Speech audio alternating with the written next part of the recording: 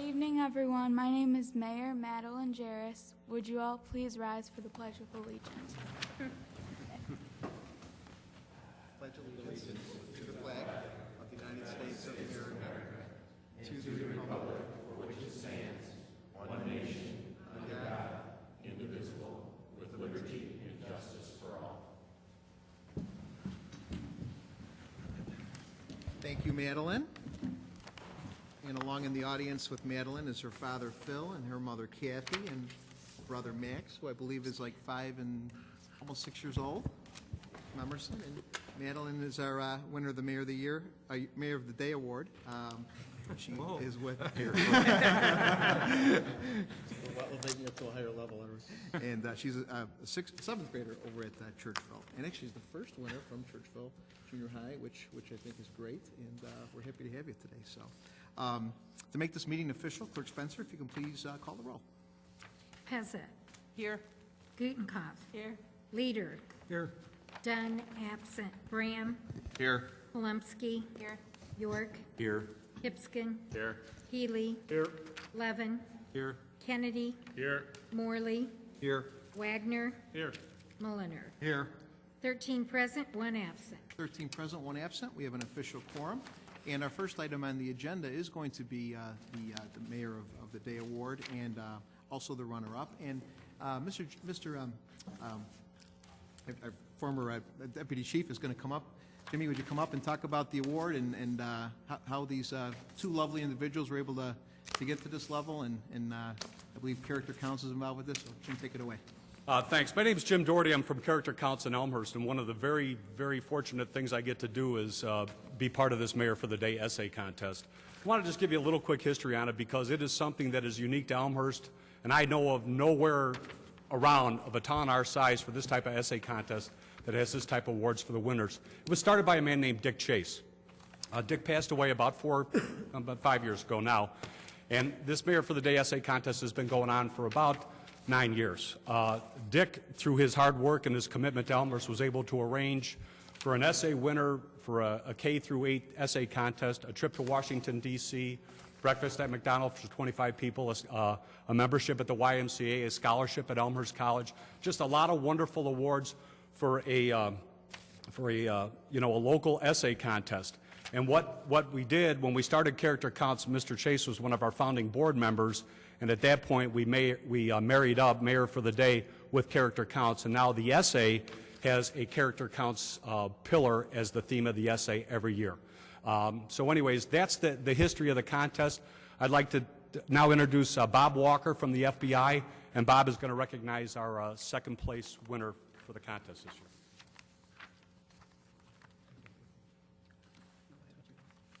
Thanks, Jim. My name is Bob Walker. I'm a special agent with the FBI assigned here to the Chicago area. And it's my privilege to be here on behalf of the FBI tonight to present the first runner-up award for the City of Elmhurst Mayor for a Day competition to Franny Cervoni. By way of background, I've been with the FBI for probably about 25 years now, going on 25 years, and I've had the privilege to live in this city for 20 of those years. And what that does is it gives me a little bit of a background to talk about. I understand the quality of the kids we have here in this town, the students, the young men and women that are attending these schools, and to be able to be recognized as either a runner-up or a winner in a competition where you're competing against such, smart young men and women, that says a lot about the people that won these prizes.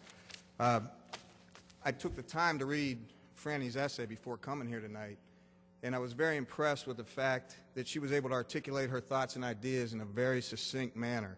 In fact, the thing that jumped out to me when I was reading it, Franny's essay took up less than half of a page, and that says a lot to me about the person. She has a plan. She can articulate her plan in a very succinct manner, and she could come up with goals and solutions and lay them out.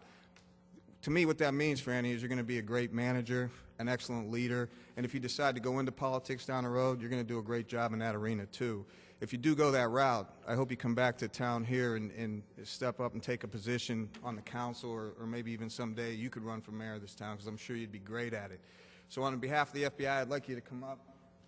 We we have a small token of appreciation from our office, and congratulations for you. And in addition to that, I've been asked to issue this, I believe it's a $500 scholarship if you choose to continue your education at Elmhurst College. That'll come in real handy. So congratulations and good luck in the future.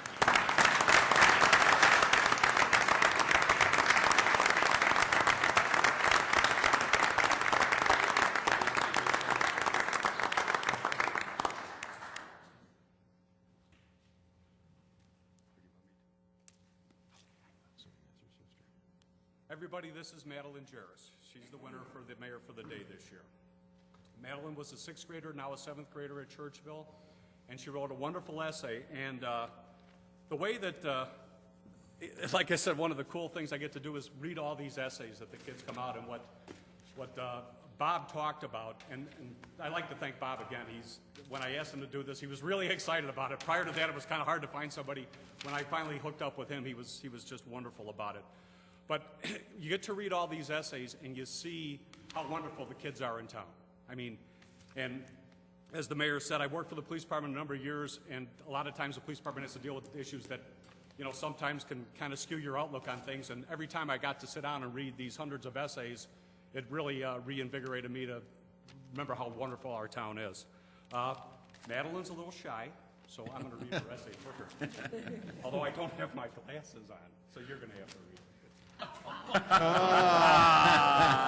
don't have my glasses. I can't see a darn thing. It's in pencil, for God's sakes. Here you go, Jim. If I were mayor of Elmhurst, I would demonstrate my trustworthiness in the citizens of Elmhurst by following through with my promises, being honest, being reliable, being loyal, being dependable, and having the courage to do the right thing, not the easy thing. All of these things are hard sometimes, but if I were mayor, I would try my hardest to make the citizens safe, happy, and help the city of Elmhurst blossom into an even greater community than the past leaders have made it.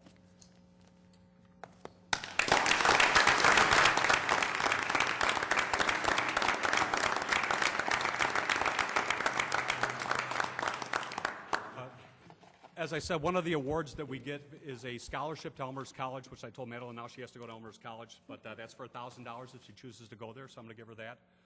This summer, Madeline and her parents were able to take a trip to Washington, D.C. She's able to host 25 of her friends and family up at McDonald's for breakfast. She's got her her membership to the YMCA. And those are the things we have. And I just want to take one quick moment to recognize our sponsors. They are the ones that make this local essay contest so very special. And that would be Elmhurst College, obviously. Unique Travel, Cindy Lucking sponsors airfare for the winner. Kickoff for Kids sponsors airfare for one of the winner's parents. McDonald's, Trish Hall hosts the breakfast. Dawn Davis from the YMCA provides the membership there. Courtyard by Marriott, Sharon Espinoza provides the accommodations in Washington when they're there. And according to Phil, she was wonderful with all her suggestions. Bob Walker, again, from the FBI for coming and helping us out. Also, Congressman Roscom hosted Madeline and her family when they came. He was very tied up with the whole budget issues that were going on, but he was very accommodating and helping them out and giving them some good advice. And then the last one we'd like to recognize is the Elmhurst Independent, Pete Kruger. They're very much an advocate of this thing. They post the essay in the paper, and they write a nice article about it, too. Increase our participation. Thanks a lot for giving me the opportunity to recognize our young people in Elmhurst, and that's it, Mayor, unless you've got to say something. Quick, I'd like to come up with your daughter and maybe take a picture. We got some press here that might want to take a picture of that. So if parents would like to stand up and join Madeline, Max, and then.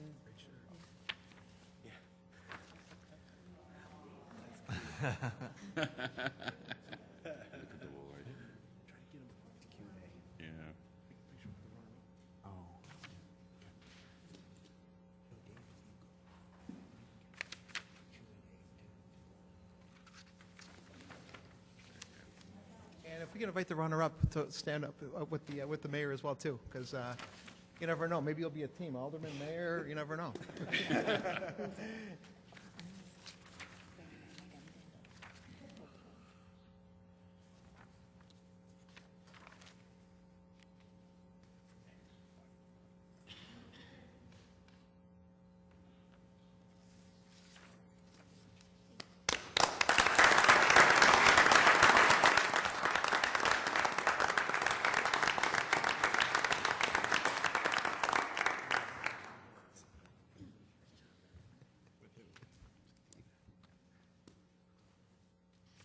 job, Mayor.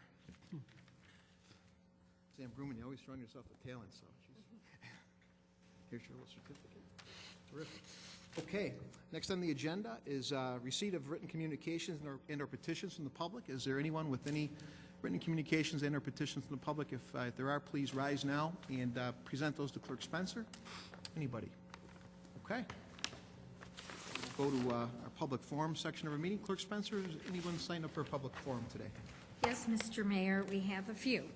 John Roboletti, 625 West Gladys. Mr. Rebeletti, good to see you. Naturally, we have 3 minutes for everyone to speak individually, and welcome. John Rebeletti, 625 West Gladys. I have one question to ask, and that's to the Street and Sidewalk Committee.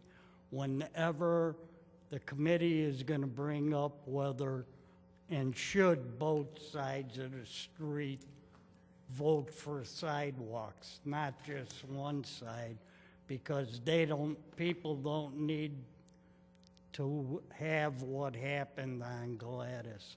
And I also would like to thank the Finance Committee and the rest of the aldermen that voted to raise the amount to get a tax rebate. Thank you. Thank you, Mr. Rebeletti. Mary Ann Judar, 182 North York Street. Good evening. I am Miriam Judar, a community lawyer at Citizen Advocacy Center, and I'm here to point out that the substantive rewrite for the council rules of order pertaining to order and decorum go beyond what is necessary and introduces ambiguity. So it is unnecessary because the legally defensible definition behind keeping order and decorum by removing a person from a meeting is already in place in Elmhurst Municipal Code, section 51.01, subsection B. So the proposed changes to section 2.06 Council Rules of Order, subsection G, allows the presiding officer to remove a person who has behaved in violation of any city ordinance, and that would include the city ordinance that I just mentioned, 51.01 subsection B, which is titled Disorderly Conduct Prohibited.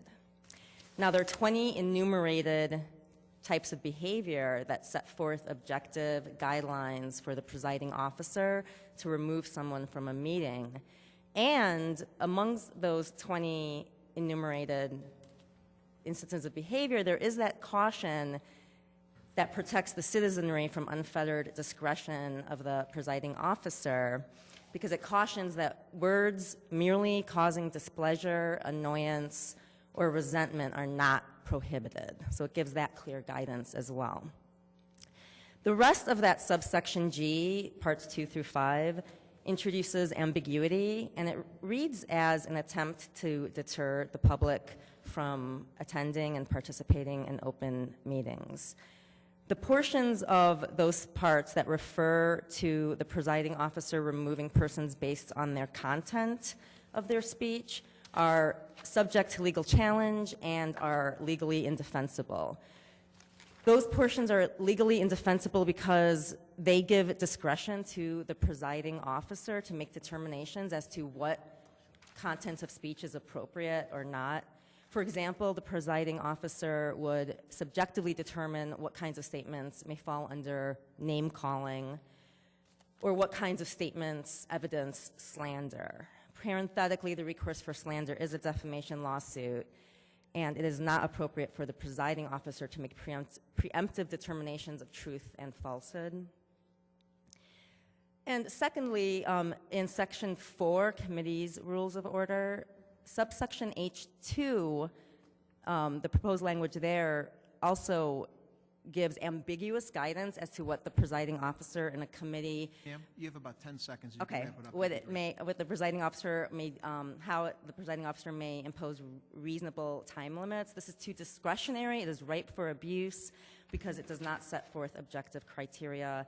And I'd like you all to consider that objective criteria protects the public official as well as the members of the public who wish to participate. Thank you, ma'am. We have a 3-minute rule. You're well beyond that. We appreciate your talking today. Thank you. Next, we have Claude Pagash, 566 West Gladys.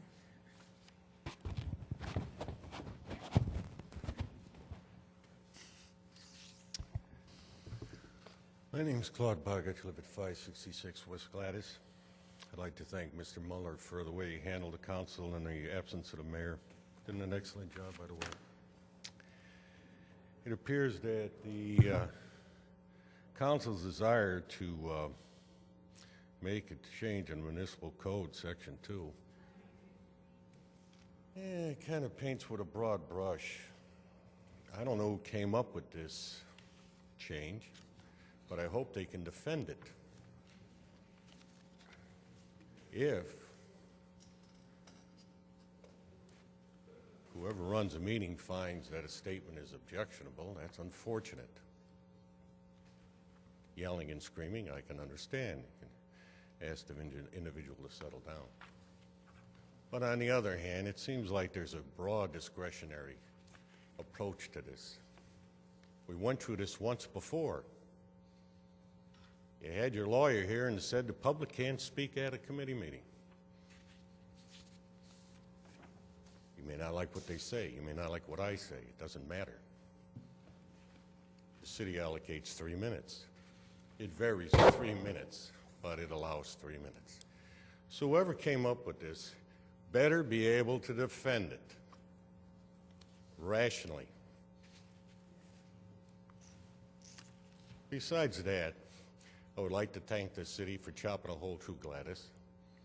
I really do. Using an atomic cannon to kill an ant. Amazing. You guys don't seem to change. Also, I've come to a lot of meetings, heard a lot of people complain, electric goes out. There's a new budget coming up. I would seriously like this council to consider, since they give away a lot of money to business, that they put money aside to help people put in natural gas operated generators. If for no other reason, it'll give them peace of mind, and since they can't get to a gas station when their gas generator is running out of fuel, they won't have to race home either if they hear that there's a rainstorm. Now, you guys give a lot of money to business, you change ordinances left and right, so maybe you put on your thinking caps and start helping the people that really pay to keep this town going. And stop changing ordinance and stop giving away tax money and every damn thing, because some guy comes in here and is going to open up a goddamn hot dog stand and leave in 3 days after you gave him 10 grand to open a business and said he can keep half of his taxes. Thank you, Claude. Last, we have Kathleen Sullivan, 133 Pine Street. Kathleen Sullivan, 133 Pine Street. I attended the Public Works Committee meeting, I believe it was 2 weeks ago, where they discussed item G on the agenda, the sanitary smoke testing. I am professionally skeptical of all kinds of things, and so when I went to the meeting, I wasn't sure that I was necessarily in favor of it, but I listened very thoroughly to the very thorough debate that they had. It was, well, I think over an hour, and I am in favor of the sanitary smoke testing, the proposal that's on your agenda tonight, and wanted to let you know. Thank you. Thank you, Kathleen. That concludes public forum. All right, I will officially close the public forum portion of our meeting, go on to our consent agenda. Is there anyone that has any questions or may want to vote no on any particular item on the consent agenda? Please indicate that. I'd like to pull item J. Item J, Alderman Hipskin. Anybody else? Okay. I'd ask for a motion and a second to approve the contents of the consent agenda, less item J. Alderman Hipskin with a motion, seconded by Alderman Morley. Clerk Spencer, if you could please call the roll. Hipskin. Aye. Morley. Aye. Wagner. Aye. Mullenor. Aye. Pezza. Aye. Gutenkopf. Aye. Leader. Aye. Dunn, absent. Graham. Aye. Polumsky. Aye. York. Aye. Healy. Aye. Levin. Aye. Kennedy. Aye. 13 ayes, 0 nays, 1 absent. 13 ayes, 0 nays, 1 absent. The consent agenda passes in its entirety, less item J. At this time, I'd ask for Clerk Spencer to read the report, please. recommendation. It is therefore the recommendation of the Finance, Council Affairs, and Administrative Services Committee that the City Council direct the City Attorney to prepare an ordinance adopting the amendments to the City of Elmhurst MCO Chapter 2 as detailed on the attached draft ordinance. Respectfully submitted, Finance, Council Affairs, and Administrative Services Committee. Signed by Stephen W. Hipskin, Chairman, Kevin L. York, Vice Chairman, Mark A. Mulliner, and Scott M. Levin. Thank you, Clerk. And at this time, I ask for a motion and a second to put this on the floor, or actually to, Actually, I'd like to bring the, bring item J back to committee, back to committee. Okay, or, actually, That's all we need. it's all. it's already done. Chairman can do it. Okay. Okay. Very good. That'll go back to committee for review. We will then now go on to item number 7, which is reports and recommendations of appointed elected officials. First report from myself to the council. I wanted to make sure everybody was aware. I know Senior Commissioner Chairperson Kathy Jordan wanted me to remind everyone that on Saturday, September 24th, is the senior housing tour, and she wants to make sure those that can make it are aware of it. There was a memo put in our folder about a month ago indicating that it is very important. We have the largest senior population in DuPage County right here in our own community, and that will the tour will probably visit three facilities. Starts at 10 a.m. We'll probably meet right here at City Hall. An email will go out indicating where those three places will be to see the different types of housing that we have for our seniors. Also, the next week, I believe Monday, we have a stormwater chair meeting for the chairs of the subcommittees to discuss our next steps with the stormwater task force and direction, et cetera. So that will be next Monday. And then lastly, we have an event coming up with the museum, which is, I believe, at the One Room Schoolhouse. It's a fall open house. There will be an afternoon of music and history as part of the Elmhurst ongoing commemorative 150th anniversary of the start of the Civil War. The event is free, and for more information, you go to the Elmhurst Museum, Historical Museum, elmhursthistoricalmuseum.org for information on that event. It is Sunday, September 25th, from 1 to 4 at the Churchville One Room Schoolhouse. So please bring the family. And also, yeah, big event. Sunday, September 11th, it's a Sunday, correct? Yeah.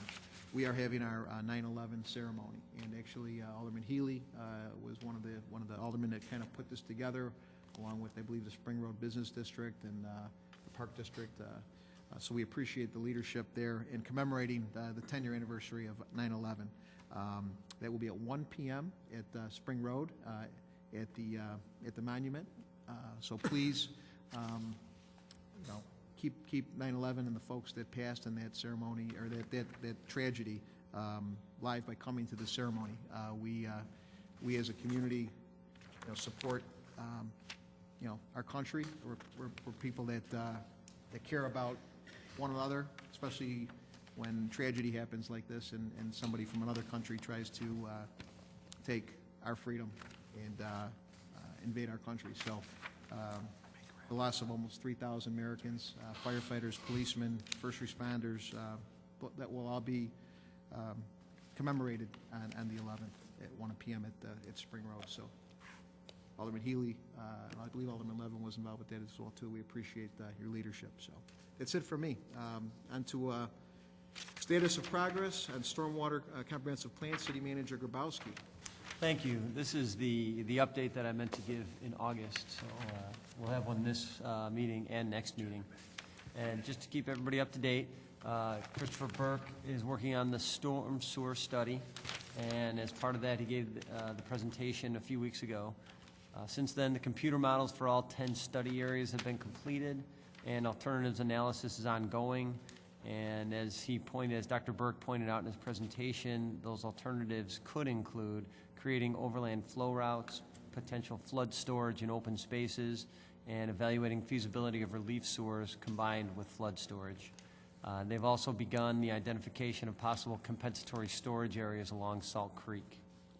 Regarding the sanitary sewer study, which RJN is doing, they've completed evaluation of the city's overhead sewer program. They've completed review of the city's SCADA system. They've also almost complete with the recommendations for the lift station operations. And then thanks to the council approving the additional smoke testing, they'll begin that next Wednesday, I believe, so that they can get the notifications out to the neighborhood so they're aware of what's going on. And that's what I have. Thank you, City Manager Grabowski. And to item C, our budget calendar, planning calendar. Yes, included at your positions tonight was a memo from me regarding the budget schedule. I'm excited. It's my first budget. It'll be my chance to really dig into all the departments in detail.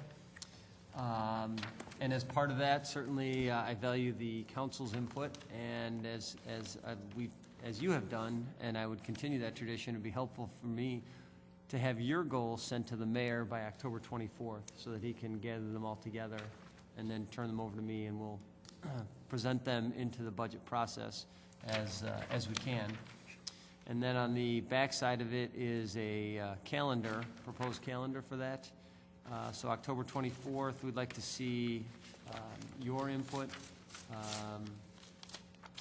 Then through December, God bless you. Through December, we'll be working with the operating budgets in the departments.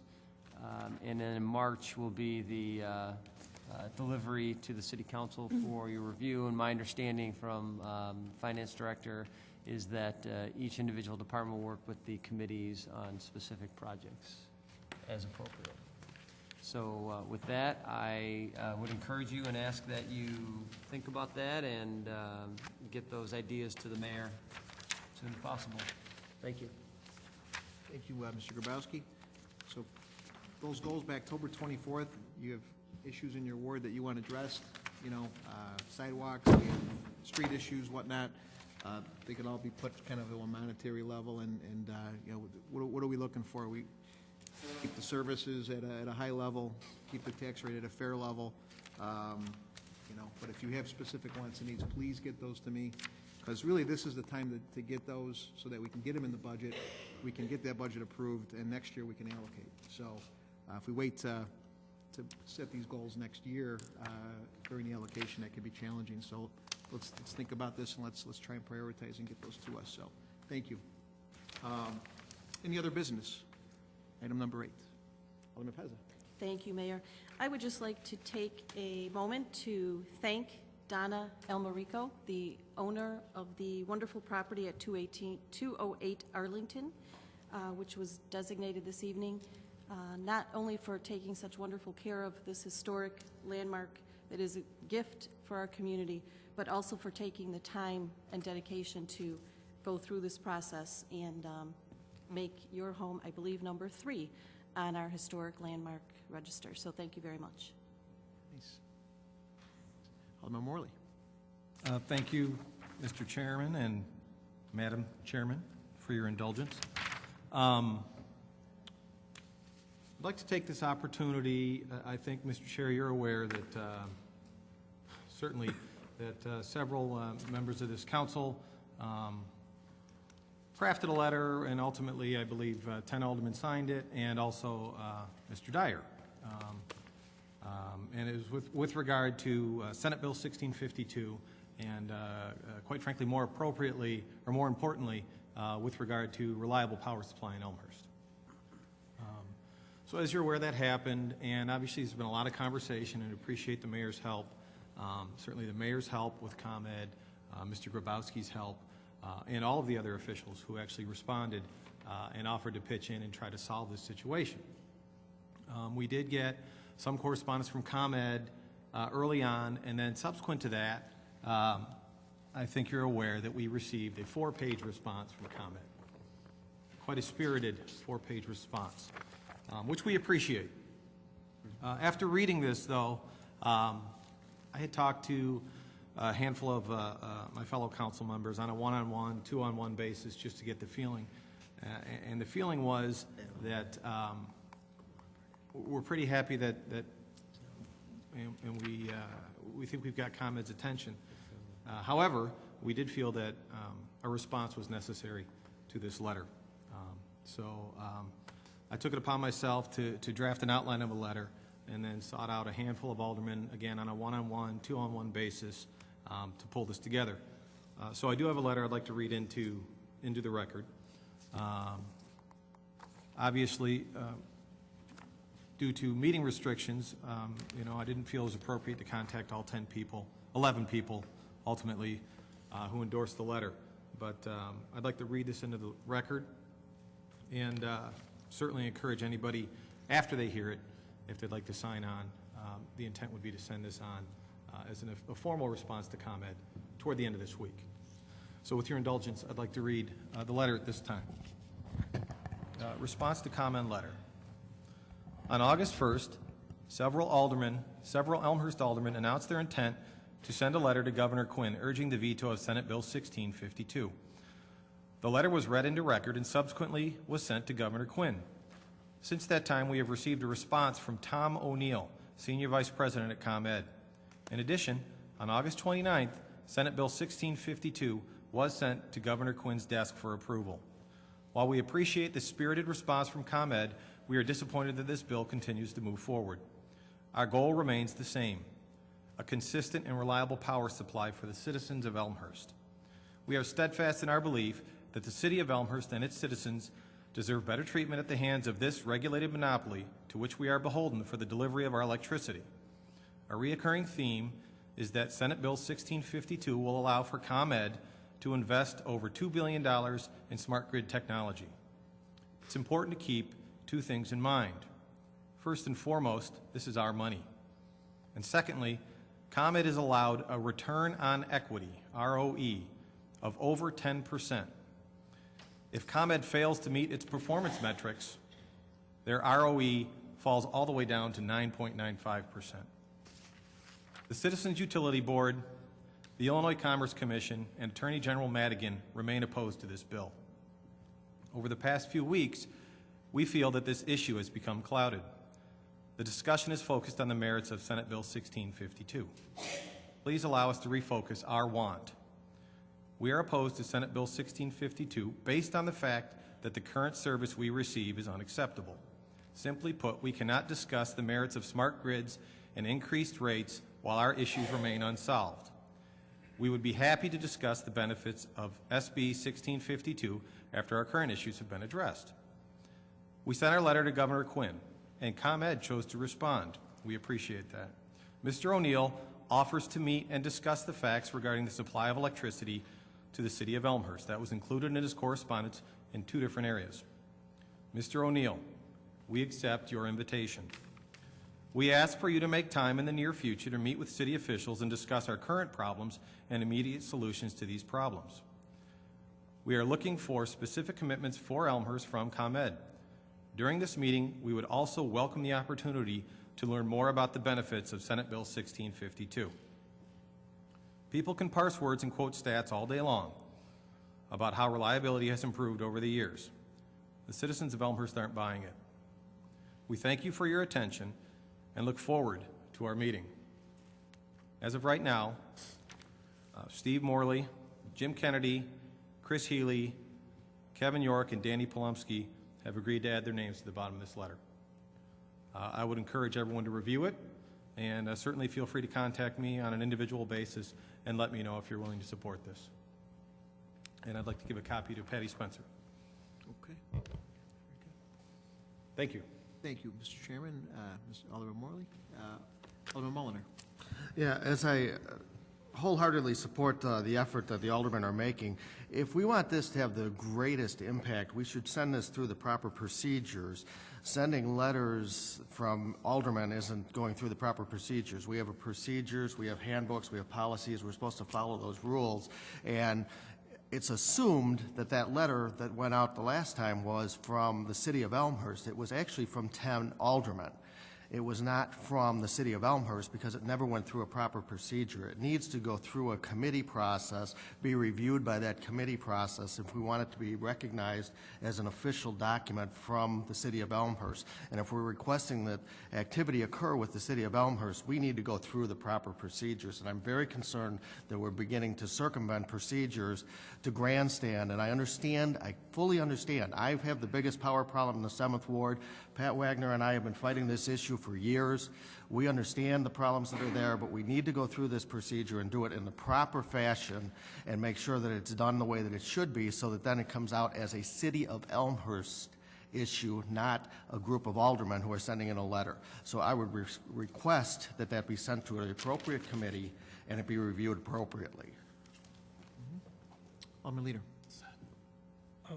Personally, whether it comes from 10 aldermen, I was one of the original signers, or it comes from the city of Elmhurst through, as Alderman Mulliner said, through the committee structure, I still support the letter. I support it wholeheartedly.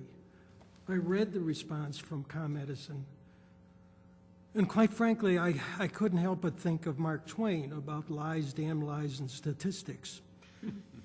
And I also thought of my political hero, Teddy Roosevelt, when he said, when you're on a dangerous street and there are bullies out there, he said, walk softly, but carry a big stick.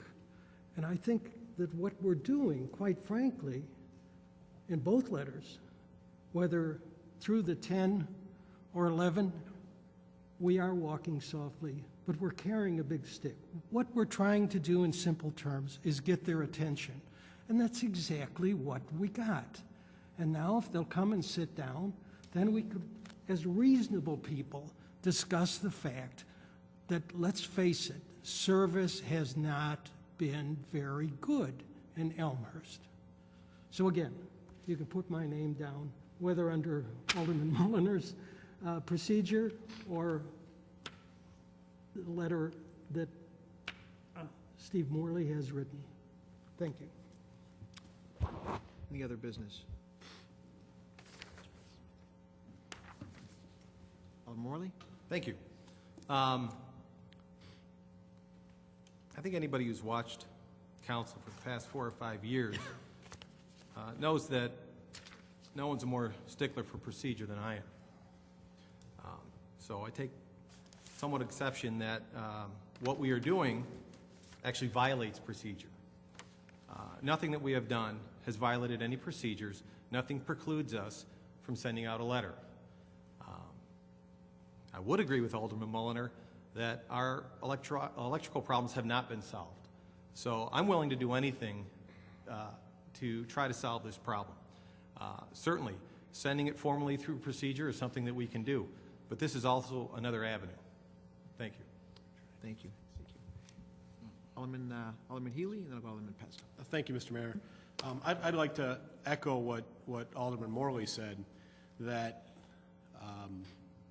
we're aldermen, and we are free to write letters and speak in our own voices for our constituents at any time, and I believe that's what we've done, because I know we've all heard loud and clear from our residents that the service we've gotten from ComEd is unacceptable. That's the first point. Second point, to one of the points that Alderman Mulliner made, through proper channels. I'm not aware of any current activity that is quote-unquote going through proper channels in relation to ComEd. If somebody wants to propose something that quote-unquote goes through proper channels, I'm all ears, and I would wholeheartedly support it. Like Alderman Morley, I don't think this is outside of channels. I don't think there's anything that precludes us from doing this. If this has been a problem, say, in the 7th Ward for years, something should be going through channels. Lastly, I take offense to the grandstanding comment, because I clearly remember a few months ago, as I recall, it was right before election, when Alderman Mulliner himself called for a Attorney General's lawsuit, yet nothing went through channels. So I think we've got to be careful here when we're throwing that word around and how we're using it. the bottom line is, we're all after the same thing. We may disagree on Senate Bill 1652. It might be a good thing. Some people think it is. It might not fix the problem. Some people think it doesn't. The bottom line is reliability of our power supply in Elmhurst is unacceptable, and that's the point. Thank you. Thanks, Alderman. Alderman Pezza. Thank you, Mayor. I agree with Alderman Healy. I wholeheartedly believe that we all understand ComEd is more of a problem to our community than it is an asset, unfortunately. I'm not here as a ComEd cheerleader, but on the flip side, from the research I have done and the people I've reached out to, I almost feel like we're mixing the really bad things ComEd does or doesn't do with something positive that could make things better. And unfortunately, perhaps that's just the way the bill is presented. You know, that's kind of what we're stuck with. So if we went with Alderman Mullner's suggestion and did bring this to committee, perhaps it would be helpful to all of us to be on the same page, where we could invite Representatives Rebeletti or Nybo or Sandecker, or whoever would like to come to that meeting and speak openly, answer questions, fill us in, get the facts, get the statistics, and perhaps maybe even do some type of a resolution asking ComEd for what we really do need and want, and demanding what we need and want. I just feel like we're really mixing up the apple cart here with smart grid and the whole rest of the picture. In and of itself, I could go on for hours what I learned about smart grid and why I believe it would be helpful as Elmhurst residents. It's not the time to do it, but I think perhaps if it were in committee or if we had a committee of the whole, it may be helpful to everybody, including ComEd themselves. So just a suggestion. Very good. Thanks, Alderman. Alderman York and Alderman Levin. I'd like to, first of all, say that I support Alderman Morley and Alderman Healy. I think, we're right on task here.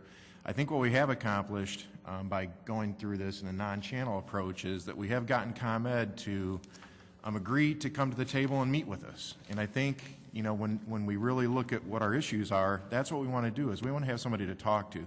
We've had a couple of courses of letter writing and whatnot, but now they've agreed to come to the table and discuss our problems, and I think we need to move forward on that as quickly as we possibly can. Thank you. Alderman Levin. Well, I appreciate the procedural issue, and I can understand why there would be some concern on it, but ComEd's they're a large company. I think when they see a letter signed by 10 aldermen as opposed to the mayor, and there's no resolution, they understand that it's not official city action, but it also speaks in a different way that you've got 10 aldermen who are concerned about what's happening with that particular bill. All of the aldermen are concerned about the quality of the power being provided to our community. I'm concerned a little bit that if we start getting off into committee, we're going to be delaying the process. The letter that Alderman Morley has presented accepts an invitation to have ComEd come and talk to us so that we can all talk. Unfortunately, because of the restrictions at law where and all the aldermen comply with it, we can't have a certain number of aldermen get together where it doesn't become a meeting that has to be public. If ComEd comes to a public meeting where the aldermen can ask questions, to me that solves that problem, and then it calls into question what the appropriate action is for the council to do at that point. So for the sake of moving forward, and I do believe we're on the right side of procedure, it's not official city action, that it would be appropriate for those who want to sign on to send that letter in their capacity as aldermen. Very good. Very good. Alderman Brown. Thank you, Mr. Mayor, Mrs. Mayor. I was sitting here listening to all the comments and deciding if I wanted to throw my 2 cents into this discussion. I think everybody on the dais is at least in the same direction in regards to the ComEd and the power supply here in Elmhurst. It's not where any of us would like it to be, in the 7th Ward, in the 1st Ward, in the 3rd Ward, or any of the wards in the city. I do agree with Alderman Mulliner that I think that if we did go through what we know it today as through proper procedure, that it would carry more weight.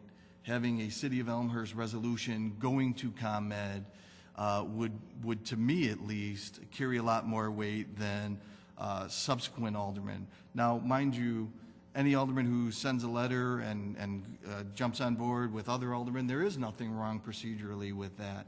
It is not officially from the city, hopefully, and from the previous letter that I read, it did not make it seem like it was from the city.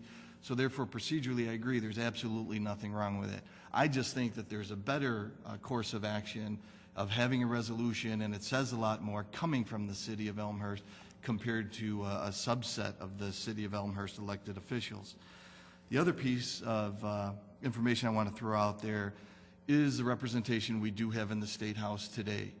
I encourage, and I know that some aldermen have spoken with some of our representation, but speak with your representation and relay that message. What do you want to see differently in the bill if you have that feedback?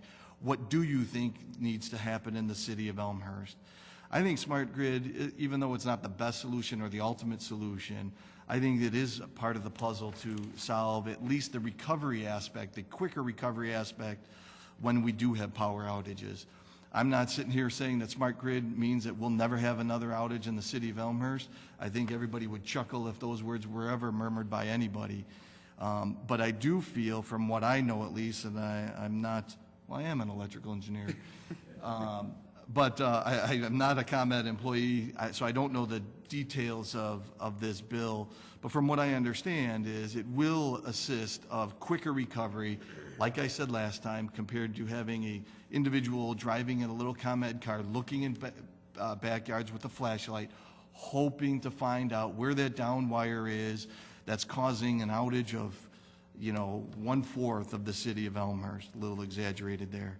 So I think it's a part of the puzzle, but please contact everyone, residents included, your elected officials, be it aldermen, be it your state representatives, to convey your concerns with the electrical distribution in the city of Elmhurst. And, I am all for moving forward with some type of resolution and demanding, not asking, but demanding on what our needs are to improve the electrical distribution here in the city limits. Thank you. Thank you. Anyone else? Well, as I think everybody can see, we're all spirited on the whole issue. I think we all want a better system for our community. We want better, reliable service. We want accountability. We want it at the least cost, So how we get there, I think, we may have a little difference of opinion on whether it's supporting a piece of legislation or not, and et cetera. But in the end, I think we all want what's best for our constituents here. So I will add that Senator Harmon, who actually, all of our local legislators in DuPage County voted for this legislation, every single one of them, okay? So, including all of them from Elmhurst. There was one senator that voted against this, who was actually trying to put a trailer bill together. His name is Senator Don Harmon. He's senator to our east, represents Oak Park, and actually comes all the way up to DuPage County, grabs a little bit of DuPage. I have reached out to Senator Harmon to see what his thoughts are with this trailer bill, to see where that stands, what kind of accountability that's going to have put on top of the current bill. So, we are monitoring this. We're discussing and meeting with ComEd. We will call for this meeting, and I'm sure they will come out and be heard, and hopefully we'll do the best we can to get to a solution. But rest assured, we are putting plenty of heat, and we have been since day one. All the aldermen that are, especially the ones that are affected by 5th Ward, 6th Ward, 7th Ward, and every alderman, even from 1st through 7, are all quite actively involved in this process. So, and I appreciate that, and I appreciate everybody's willingness to exert their lobbying ability and their political will. So with that, announcements. Anybody with announcements? Alderman York. Tomorrow night in this very room, 7 o'clock, Ward 4 meeting. We look forward to seeing as many residents of the 4th Ward that can possibly make it tomorrow night. We look forward to seeing you. Thank you. Absolutely. Alderman Levin.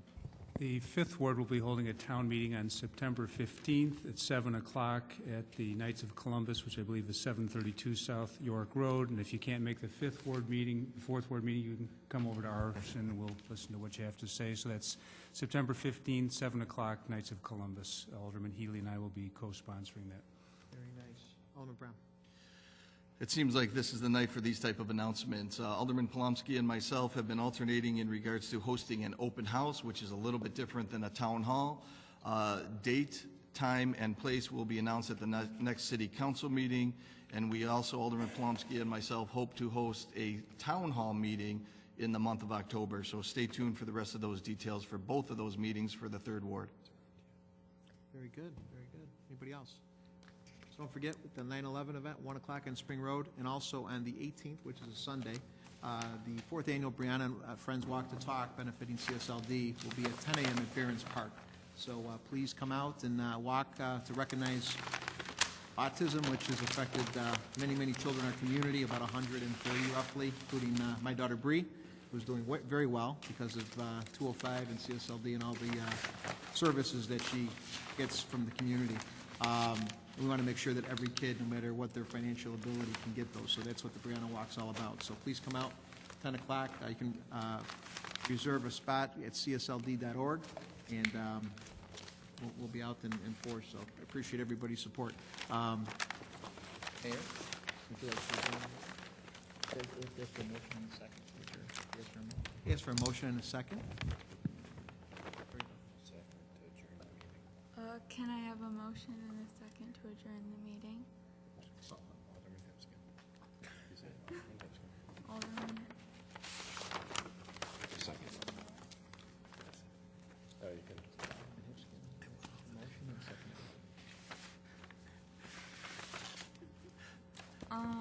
Alderman Lipskin and Alderman York. And all in favor? All in favor. Say aye. Say aye. Aye. We're adjourned. Good job. Let's hear it for our mayor.